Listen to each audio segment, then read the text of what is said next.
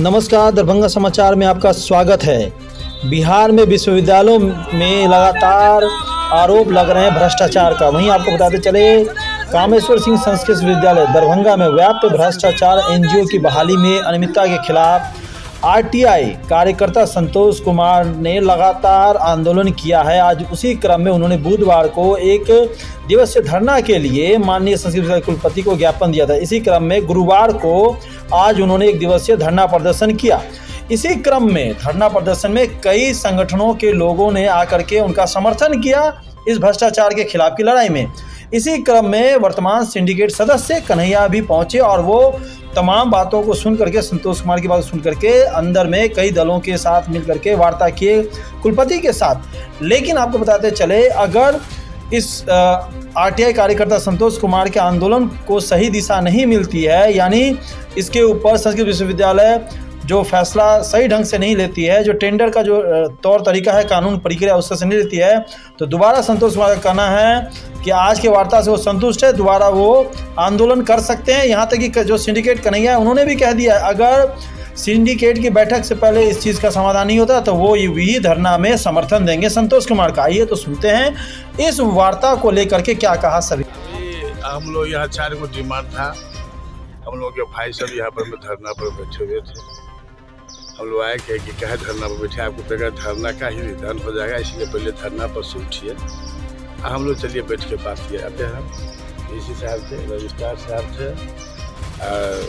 क्या कहते हैं, अंजीत जी थे, हमारे काउंसिलर साहब थे, गगन जी, देखिए ना सब आदमी, हाँ दीपक जी थे।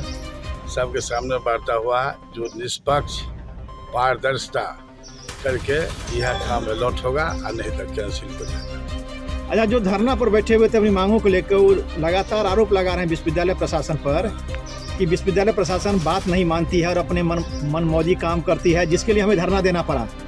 विश्वविद्यालय प्रशासन बात तो मानती है, ऐसा नहीं है जो नहीं मानती है, बात मानती है।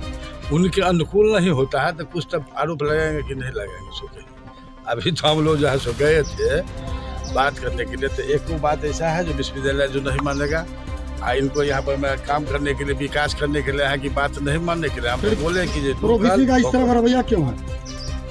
तो डीसी साहब से तो बात करने पर में होगा, उनसे बात नहीं किया है। लेकिन जैसे रजिस्ट्रार साहब, डीसी साहब थे, इससे वार्ता हुआ है। अब रजिस्ट्रार साहब आए हैं हम लोगों के साथ आप लोगों से बात करने के लिए, और निष्पक्ष पारदर्शिता के हिसाब से यहाँ काम होता है। और यहाँ ये भी जो होगा टेंडर भी सो निष्पक्ष होगा। आप मेंबर भी हैं, यहाँ नहीं होगा तो मैं क्या करूँगा? अगर नहीं होगा तो मैं सीनियर हो रहा है, उससे पहले मैं धरना पर बैठ जाऊँगा।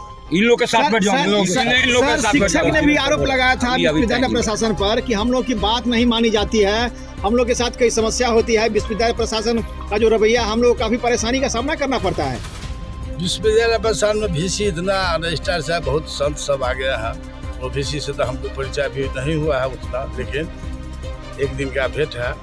और ये लोग अच्छे आदमी हैं, इनके रिजिम में पारदर्शिता होना चाहिए। और शिक्षक के काम करने के लिए रजिस्ट्रार VC आया है, अपना इनका कौन काम है, अपना काम तो घर पर रहता है।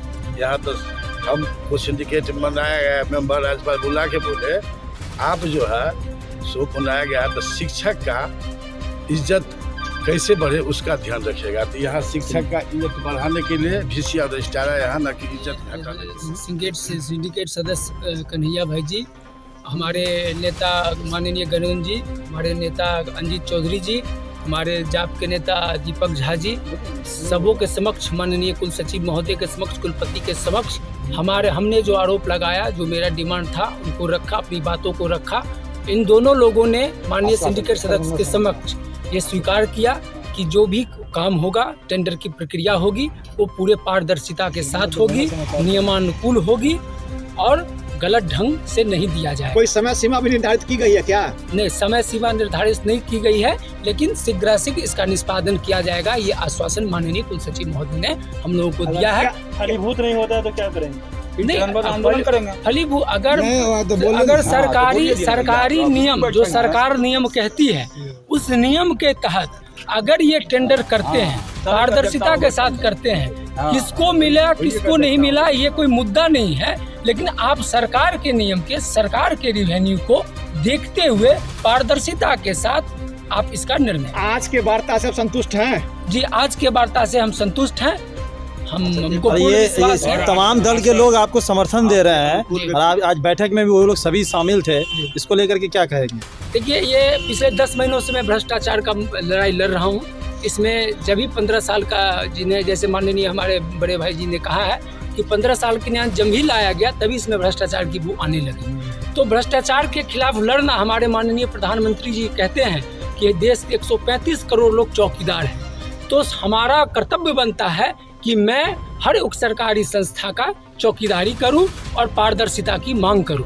इसी चौकीदारी पारदर्शिता की लड़ाई में लड़ रहा था और लड़ रहा हूं। माननीय प्रधानमंत्री, माननीय मुख्यमंत्री, इन लोगों का जो कार्यशैली है उनको आगे बढ़ाने के लिए मैं लड़ाई लड़ रहा हूं और मैं इन लोगों से डिमांड किया हूं कि पारदर्शिता करके स्वच्छ और अच्छी एजेंसी का चयन करके यहाँ पे काम दिया जाए। नाम बताइए। और प्रधानमंत्री जी कहते हैं लोकल फॉर वोकल, तो जब लोकल उस चीज मापदंड को पूरा करता है तो लोकल क्यों नहीं? नाम बताइए। मेरा नाम संतोष झा है, मैं RTI एक्टिविस्ट हूँ। प्रशासन सारी चीजों को निष्पक्ष और पारदर्शिता के साथ करेगा, इसके लिए जो करना पड़ेगा। तो क्या जो टेंडर का मामला है, इन्होंने आरोप लगाया है, उसके इस संबंध में क्या कहना आरोप है? लगाया है तो हमारी कमेटी ने जो ये क्या कहते हैं रिव्यू जो की है 2 दिन पूर्व, उसकी संचिका जो है VC के पास भेज दी गई है और उसके बाद जैसा कुलपति महोदय का आदेश होगा सबके सामने सबको बुला करके पारदर्शिता के साथ काम टेंडर प्रक्रिया में 3 साल, 5 साल, 15 साल क्या है? इसके जैसा बाद वो आरोप लगा रहे हैं। नहीं, इसके बारे में हम कुछ ये आरोप लगा रहे हैं कि पहला बार टेंडर